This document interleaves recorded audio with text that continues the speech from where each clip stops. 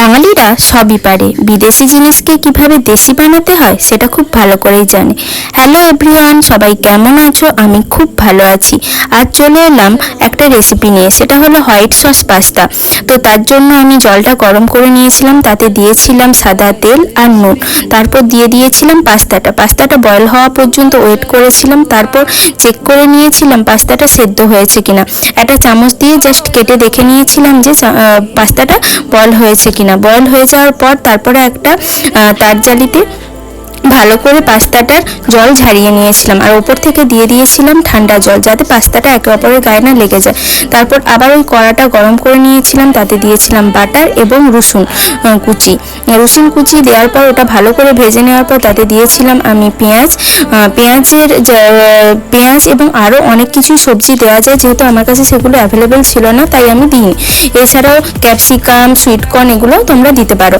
তো তারপর দিয়েছিলাম পাস্তাটাকে ভালো করে ভেজে নিয়েছিলাম। ভেজে নেওয়ার পর তাতে দিয়েছিলাম আমি পাস্তা মশলাটা দেওয়ার পর ভালো করে ভেজে নিয়ে আমি ওটা সাইড করে রেখে নিয়েছিলাম, এবং সেই কড়াতেই আবার দিয়েছিলাম বাটার দেওয়ার পর দিয়েছিলাম 2 চামচ ময়দা, এবং ময়দাটা ভালো করে ভেজে নেওয়ার পর যখন দেখেছি একটু লাল লাল করে ভালো করে ভাজা হয়ে গেছে, তাতে দিয়েছিলাম দুধটা দেওয়ার পর দুধটা এবং ময়দার যে মিশ্রণটা ছিল সেটা ভালো করে মিক্সড করে নিতে হবে। যতক্ষণ না একে অপরের সাথে মিশে যাচ্ছে ততক্ষণ পর্যন্ত আমি নাড়িয়ে একটা ক্রিমি কনসিস্টেন্সি যখন চলে এসেছিল তখন তাতে আমি দিয়েছিলাম ফ্রেশ ক্রিম। এর বদলে তোমরা চিজ দিতে পারো, আমার কাছে ছিল না তাই আমি ফ্রেশ ক্রিম দিয়েছিলাম।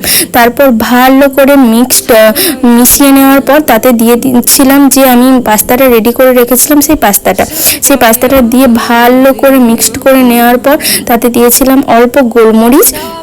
তারপর ভালো করে মিশিয়ে নেওয়ার পর এবার গরম গরম পরিবেশন করে তোমরা সেটা এনজয় করো। সবার কেমন লাগলো ভিডিওটা প্লিজ জানিও। বাই।